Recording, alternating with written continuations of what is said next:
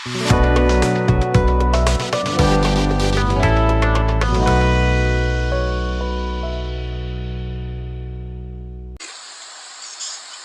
good hair. But with good hair. And there they go. They are off. We got a Sicilian, an open Sicilian. No Sveshnikov. This is what we want. But what's it going to be? Is it going to be a dragon, guys? Whoa. Bishop D7, not a knighter. Not a dragon. What is this called? It could transpose to a dragon or a classical Sicilian, though. Knight C6 or G6 later. Okay, so Knight C6 is the 4-knight Sicilian or the classical Sicilian. No name for this one. But Bishop D7 is the non. I remember Alexei Dreyev playing Bishop D7 too. So the cool thing here is that with the Bishop on C8, we would have Bishop B5 check here. This guy's taking off his jacket. This guy's taking off his jacket on his turn. So if the English attack, if the pawn had been on A6, there would be Bishop G5, H6, Bishop H4, and that's. But with the Bishop on D7, that's actually better for black. Because a lot of times when you have your knight on C6 and those variations, you take on C6 and the bishop would be on C8 and the pawn would be on A6. Wait, did he just play Bishop C1? Yes, inviting a draw. Well, he wasn't really going to draw. After knight F6. After knight F6, he would have deferred. He wouldn't have played Bishop E3. Perhaps. Yeah. Perhaps. But why does this help you? I suspect after knight F6, they're going to transpose back into some kind of Scheveningen or Scheveningen. Hey, it still could transpose into a dragon, yes. You can still develop, when they play Bishop E2, you can still play G6 later on. Right. But Dragon's not... he's played knight F6. Knight F6, Bishop E3, so now there's no knight G4 anymore, and there it is. Your dragon. Hello. Okay, but you can't play the Yugoslav attack because your bishop's on E2. And again, he's going and for again, you're wrong. It has. How many opening predictions can you get wrong in one game? I'm working on a record. Just a second. Don't hold me back. We're out of the opening stage. H5 stopping any demonstration of bishop to H6, which wasn't probably a threat anyway. Because of D4 was hanging. Because the D4 was hanging, so... H5, very unusual. Without H4 on the board...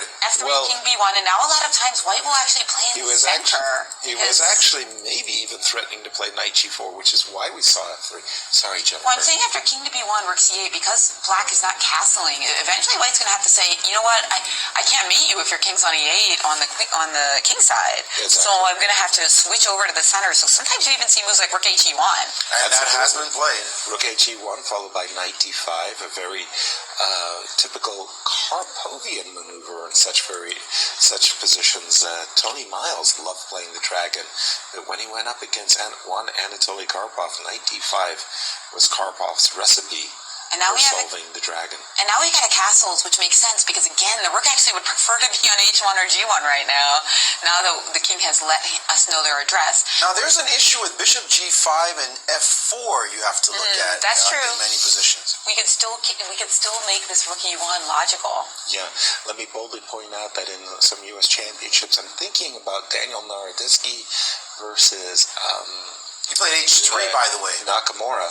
Bishop H6. And Rook takes C3, Bishop takes H6, and Rook takes C3 was how Hikaru handled those ideas. But H2, H3. I kind of like that, yeah. It's just trying to play G4, and I got to say, A6 played by Magnus. And as Magnus looks for his counter with B5. This is going to be a fun game. But it really is. I kind of like still White expecting somehow. G4. Well, there is this nibble. I mean, yeah. Actually, what I really like is to play knight D5, frankly. So the idea that when you play knight D5 and then G4, the problem is you have to respond because you can't allow G takes F. Yes, but F4 is a threat. I mean, isn't it? It's going to be F4 and takes on H5 and rip open your king side. Okay, so G4, you're saying I've got a big threat of F4? And he just ignored it, and now you're moving knight D5, B5. B5, knight D5. Knight D5 on the board. Okay. I mean... Now I like this. It was the knight C4 move that would have saved them so that... Because H5 is a distraction. Would be defended. Right.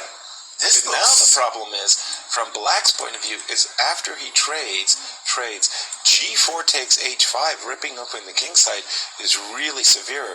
You either have to play H4 or H takes G4. And Magnus I mean, what's happening played with knight with the black pieces? Magnus and the black pieces are not coordinating. Knight c4, bishop takes c4. Of course, we want to keep the dark squared bishop. It's the key piece in this position. Okay, so bishop takes Bishop c4, by the way, Magnus recaptures the pawn, so that if knight takes f6, which did happen, just stripping us of all defenses, g takes h5, at least we can mix it up with c3 now... throwing a pawn against white's king to rupture. You better hope you got a good mixer. Because, I mean, after takes, he can move his queen to g2, which he has just done. By the way, queen we don't care what happens over on the other side. It's a monster move, and I would really like to see white play c3. Black play c3 takes b2. That pawn on b2 is a great pawn shield.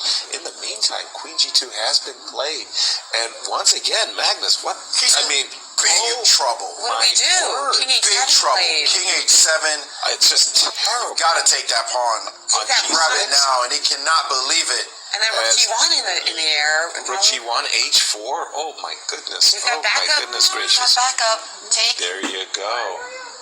Oh, Magnus, the wheels have just come off in this tournament. But you know, the thing is, when we stick our rook on g1, suddenly queen b6 could pop in because knight b3 no longer as valuable. Yeah, but rook g1 is, well, you didn't have we gotta wait. We gotta spend time to defend g6 first. He did play b3, by the way. He started with b3. What was wrong with rook g1?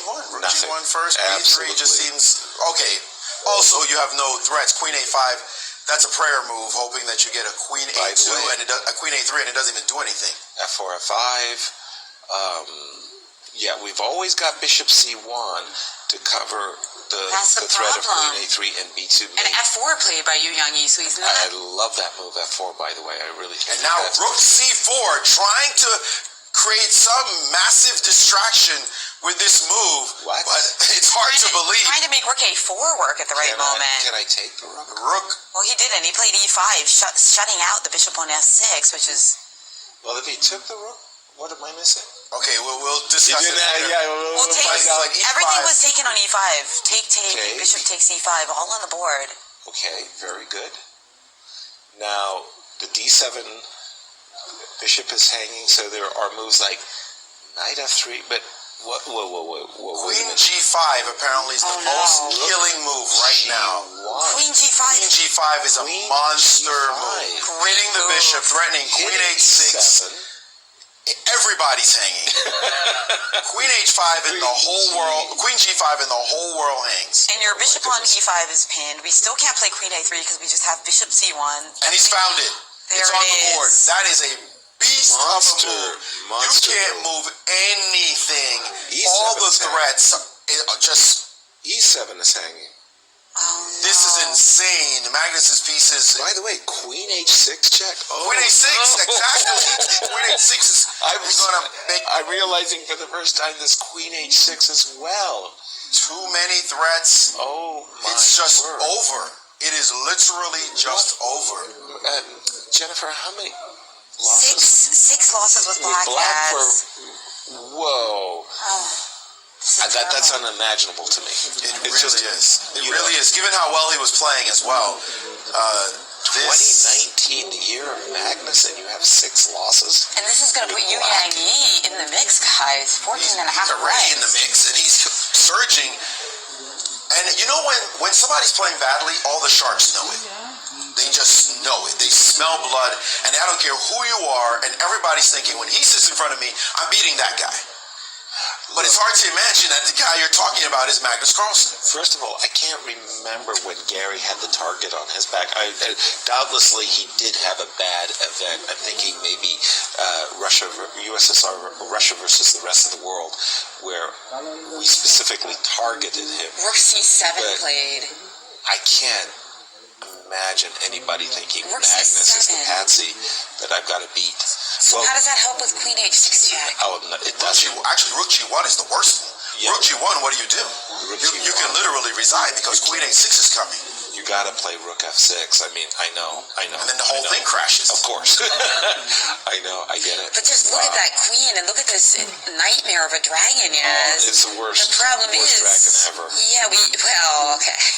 The worst ever. Bad dragons. I've seen some bad dragons too. But the problem with the dragon playing it and he's played it. By the way, I mean, Magnus is playing terrible. I get it. Yangyi is getting it done. But he's getting it done. Everybody's playing the games he's lost is because his opponents have been playing. They're not missing anything. Rook F6 on the board, and now we have this move. Now Queen H6 looks decisive. You just collect everything. Pretty much everything. MBL, by the way, has defeated Fabi. I see that result. Wow. Big news, getting to 15.5, putting some pressure on our front runner, depending on how he does against Dominguez. Stopping to think here is kind of... Well, because this tricky lines with knight e6, too. Because somehow there's a knight... Okay, he's played knight f3. I was thinking that the knight... Because you can go rook d8 in some kinds of weird ways. Oh my God, what a great move, by the way, knight f3 is. That's just superb. Because bishop f5 is unplayable because it's pinned. Oh no, that's just going to get toasted. Because of rook d8. Rook d8's coming. Yeah, yes. the knight f5 mate. Wow. And look how fast he played queen h6 check. He was like, wow. Okay, well, we're done. That was because he saw the rook d8, knight g5 mating idea. Just to